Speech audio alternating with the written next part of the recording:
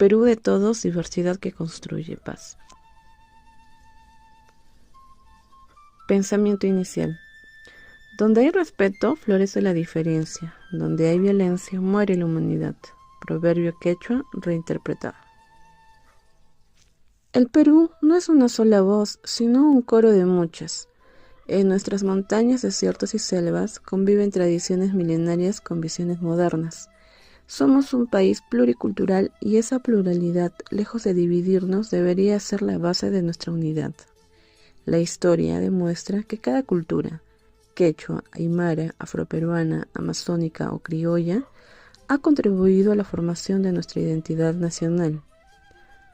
Sin embargo, durante siglos, una parte del Perú fue silenciada por la otra. La colonización, el racismo y las desigualdades sociales impusieron una cultura dominante, invisibilizando a muchas otras.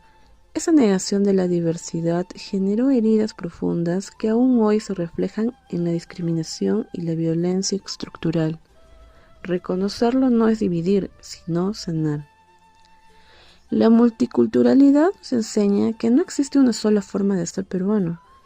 Cada grupo cultural aporta una mirada diferente del mundo, y esa convivencia de diferencias debe darse sin jerarquías. El otro no es una amenaza, sino una posibilidad de aprendizaje. Pero solo la interculturalidad puede llevar esa convivencia a la práctica. Implica comunicarnos desde el respeto y la reciprocidad. En una escuela bilingüe del Cusco o una comunidad ashaninka. La interculturalidad se vive cuando todos aprenden de todos, cuando la lengua del otro no se considera un obstáculo, sino una riqueza compartida. Así se previene la violencia simbólica, la más sutil y persistente. La violencia no siempre se manifiesta en golpes o gritos, también se esconde en los prejuicios, en la burla, en la indiferencia ante el dolor ajeno. Combatirla exige un cambio cultural, pasar del egoísmo al diálogo, del desprecio al reconocimiento. La educación, en este sentido, es el terreno donde germina la paz social. La historia reciente del Perú nos recuerda que los costos del enfrentamiento interno, los años del conflicto armado, dejaron heridas que aún duelen.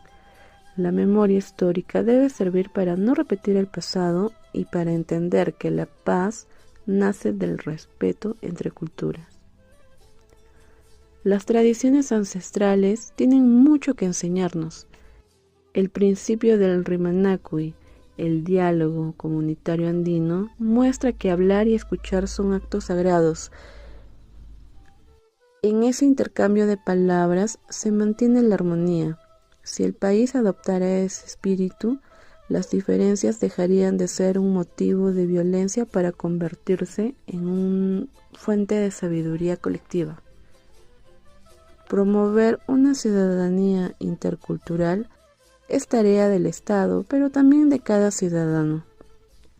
En el trato cotidiano, en el lenguaje, en la empatía hacia los demás, se construye o destruye la paz. La universidad y la historia deben ser espacios donde la diversidad no se estudie solo, sino que se viva. Decir no a la violencia es afirmar la vida en todas sus formas, es entender que sin igualdad no hay paz duradera. En las calles, en las redes sociales y en las instituciones, el reto es el mismo: construir un país donde la palabra reemplace al golpe y donde la historia de cada pueblo tenga un lugar en la memoria nacional. La juventud peruana tiene un papel decisivo. Son ellos quienes pueden hacer de la diversidad un motor de innovación, no de conflicto. El futuro depende de su capacidad para escuchar, debatir y convivir sin excluir. Un país intercultural es aquel que no teme su propia pluralidad. Pensamiento final. En el 2050, la verdadera independencia será la del espíritu, aquella que nace cuando todas las voces se escuchan sin miedo y la paz se hace costumbre, no excepción.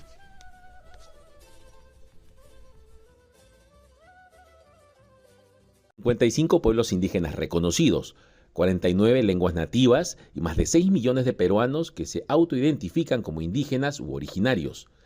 Estos datos convierten al Perú en el segundo país con mayor presencia de identidad indígena en Sudamérica, solo por detrás del Estado plurinacional de Bolivia.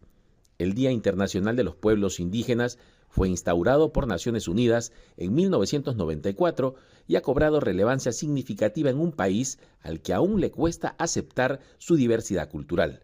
Según afirmó la viceministra de Interculturalidad, Rosilda Nunta, el Estado debe difundir y celebrar la diversidad de los peruanos.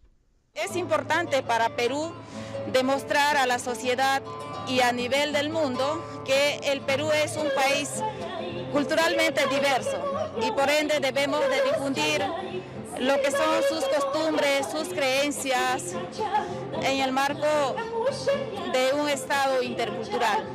Con la idea de sensibilizar a los peruanos sobre la igualdad en la diversidad, creando un mayor grado de conciencia y respeto por los derechos colectivos de los pueblos originarios del Perú y toda América Latina, el Ministerio de Cultura organizó un emotivo concierto con música en lenguas nativas.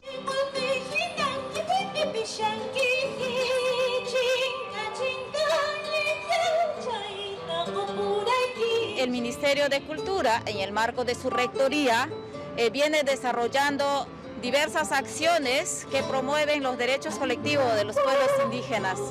Tenemos una estrategia que se llama Perú Intercultural, para construir una ciudadanía intercultural libre de discriminación. En tal sentido, desde el Estado, hay esfuerzos importantes por llevar el enfoque intercultural a la educación y a ciertos servicios estatales. Para garantizar los derechos colectivos con pertinencia cultural y lingüística, también tenemos una política nacional de lenguas indígenas, que venimos desarrollando acciones también para que los ciudadanos y ciudadanas indígenas reciban los servicios del Estado con pertinencia cultural y lingüística. A pesar de que el español es el idioma oficial del Perú, el Estado ha adoptado el compromiso de respetar la diversidad cultural y lingüística del país.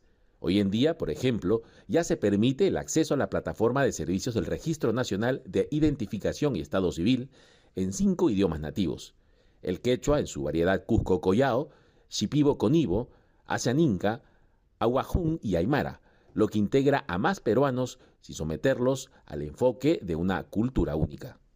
Leonid Llanos Villanueva, CGTN en español, Lima, Perú.